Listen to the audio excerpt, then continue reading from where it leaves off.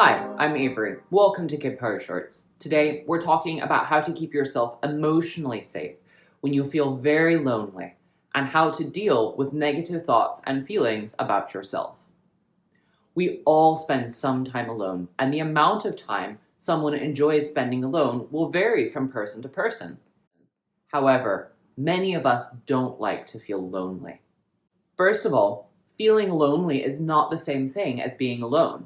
Feeling lonely is the belief that your aloneness is not a choice, either that you cannot see other people when you want to, or that other people do not care about you or do not want to spend time with you, even though you would like to spend some time with them. Feeling lonely can be hard for everyone of all ages, genders, and backgrounds. However, loneliness does not have to be permanent, and being lonely does not mean that you're not a good person with lots to offer. Also, being lonely does not mean there is no one who will want to be your friend. If you are feeling lonely, you may be able to reach out to friends, family, or other people in your life to try and build a positive connection. These connections do not necessarily have to be deep in order to help you feel better. Sometimes just a little chat with someone about a shared interest can help a great deal. However, it can be hard for some people to reach out and build new connections if they feel that no one will want to talk to them anyway. This can reinforce loneliness and isolation. One factor that can lead people to isolate themselves is holding on to negative beliefs about themselves. Although being aware of skills you don't have can help you grow, too much focus on negative qualities can get in the way of a full life. Negative thoughts are a problem when they stop you from fully engaging with the world and prevent you from growing in the ways that you want to. These negative beliefs can be reinforced by negative self-talk and self-sabotage. Negative self-talk includes telling yourself you are not something positive, such as telling yourself you are not smart, not creative, or not a good friend.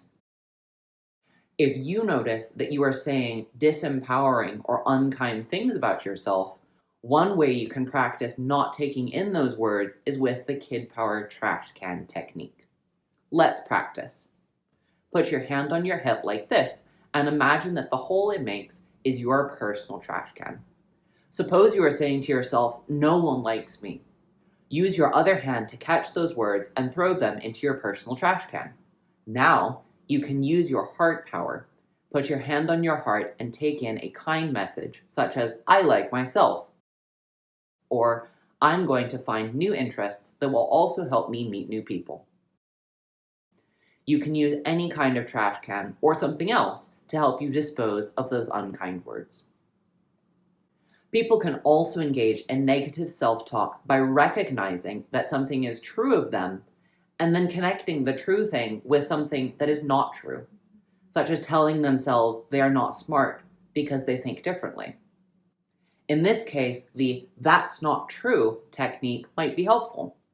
If you hear someone, including yourself, tie something true about you to something negative, you can put your hands in front of you and make a calm fence and say, "That's not true."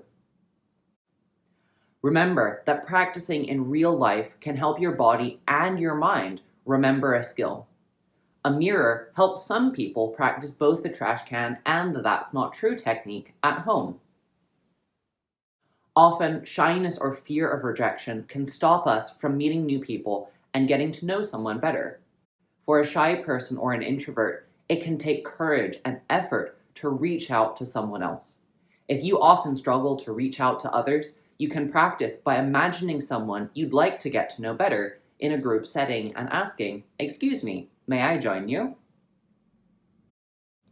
If someone does turn you down or rejects you, you might feel upset. You can use your calm down power by taking a deep breath, squeezing the heels of your palms together, straightening your back, feeling your feet pressing against the floor, and taking a deep breath. You can practice not taking rejection personally, because often this is more about the other person rather than about you. Suppose you are saying to yourself, "They don't want to talk to me, so there must be something wrong with me." You can make your fence and say to yourself, "That's not true." You can use your heart power and take in the message, I just need to give myself more time. I can find more people to reach out to in ways that are right for me. For most people, it takes time to develop a meaningful friendship. When you are starting to get to know someone, try to avoid dominating the conversation and showing off how much you know. It often works better to show genuine interest in the other person by letting them talk and asking them curious, non-intrusive questions like, "Can you tell me more about that?"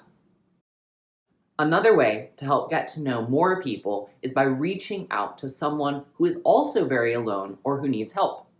You might volunteer for a program where you call or visit with an isolated elderly person, or do some tutoring for a student who is struggling.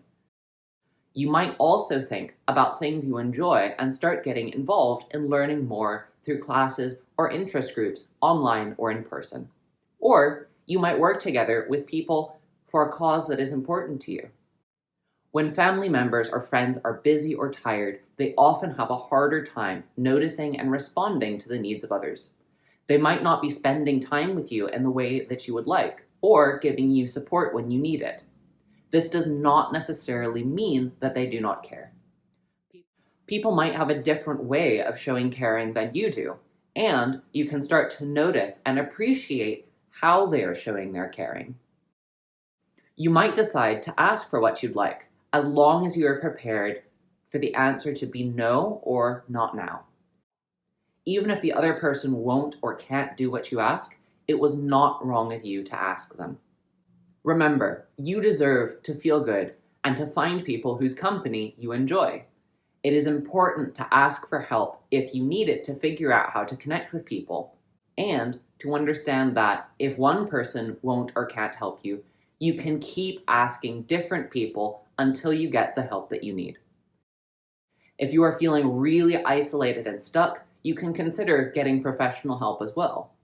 And you can help to protect your emotional safety by using Kidpower techniques like the trash can, heart power, that's not true, and calm down power. Thank you for watching Kidpower Shorts.